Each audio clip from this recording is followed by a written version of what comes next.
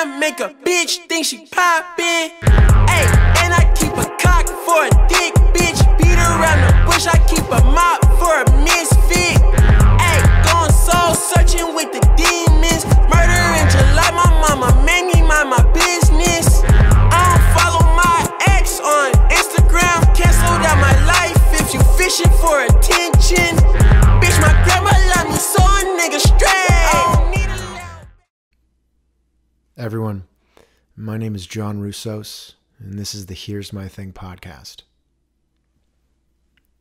In my freshman year of college, I took a writing class taught by a priest who was a huge Oakland A's fan.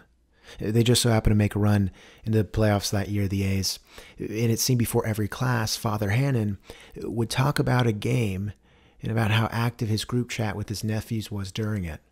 He'd take out his iPhone 4 and put on some reading glasses, and then hold his phone 3 feet away from his face as he relayed text messages. He watched the games on a flat-screen TV in his room, which he made very clear was paid for and gifted to him by the university, assuring us that he hadn't broken his vow of poverty.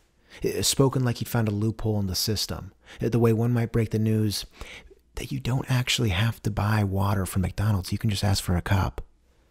He was nice. I think best described as sweet and frail, as someone who, no matter how much chapstick he applied, always had chapped lips.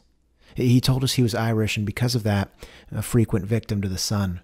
Luckily, we were in Portland, but whenever it peeked out and around the clouds, we'd know both from his pink face, but also a quick rant welcoming fall weather. Rarely did I go to his office hours.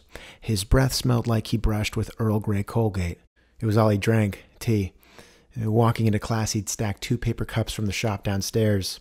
Had it not been for his devotion to the priesthood or from him being an English teacher, the only reason I knew he wasn't sipping lean was from the long string and branded paper square that hung out of the cups. I'm certain that not once in his life had he ever used a bad word. I think even feeling bad substituting in crud or frick. I feel even more confident that he never talked down on anyone. No matter how awful the person was or what they said, someone who decorates their car bumper with those silicone testicles could tell him that the clerical clothing looks terrible on him. It's so bad that he might reconsider his faith so he wouldn't have to wear it. Which he would reply with something along the lines of, "Hey, I appreciate that insight. Maybe I could style my hair differently?" And when he wasn't in clerical clothing, he was usually wearing a quiet collared t-shirt that he tucked into a pair of khakis that you'd only find in generational cabinets. The ones that don't run on a metal track when you open them, but just wood on wood, clanking as you shake them. The classroom ambiance reminded me of a carpool I had full of 8th graders heading to go do volunteer work. None of them had any choice, they had to go, almost all of which begrudgingly loading into the SUV. Resting their heads on their palms, looking out the window, as one of the moms said how fun it was going to be. Only one of my classmates was really enthusiastic, only one to raise their hand to participate. She seemed like the person in elementary school to lead her class to the assemblies at all costs, the one who sacrificed lunchtime to monitor the halls, everyone else engaged at his mercy. It wasn't a popcorn reading type of class, for the most part an open discussion with Father Hannon leading the way. Because of this, if you happen to space out or give into the fatigue that came with running on an empty stomach after a night of natural light, you'd be able to work around most of the questions, answering with something largely vague, even somewhat rhetorical. Anything you'd like to add, John? I mean, I enjoyed what I read. But my big struggle when reading this piece, what really is the context we're presented with?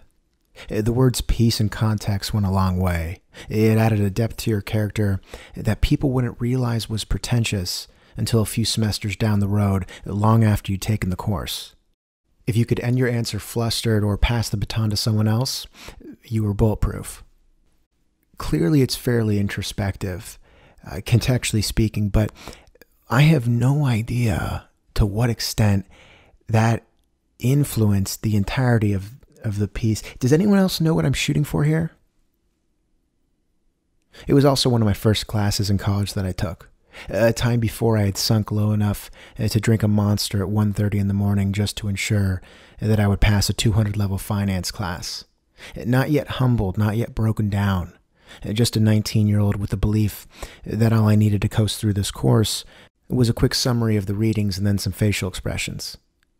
But then November came along, quickly closing in on my first ever Thanksgiving as a college student, one where I thought I would come home with double the facial hair than when I left, with a new worldview, not one quite as broad as a general studies major from a liberal arts college, but of one from a person who had found someone to buy them beer already on a regular basis. One of my last classes before my flight home, Father Hannon had assigned us a reading that ultimately had something to do with a test of moral. I don't really actually know. I didn't read it. So while the class was talking about the 8 pages we were assigned, I was probably thinking about the 6 SoundCloud playlists I had just assembled, or what my friends back home would think of me now that I wore snapbacks in public.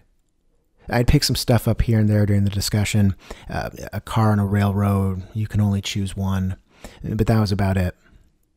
Father Hannon, seeing that I was in another realm far from this class and even farther away from the discussion, asked for my take. How about you, John? What would you choose? As anyone would do when caught in the act, I crinkled up my forehead and made some inaudible noises as if the question was really playing with my own moral compass. I worked with what I had.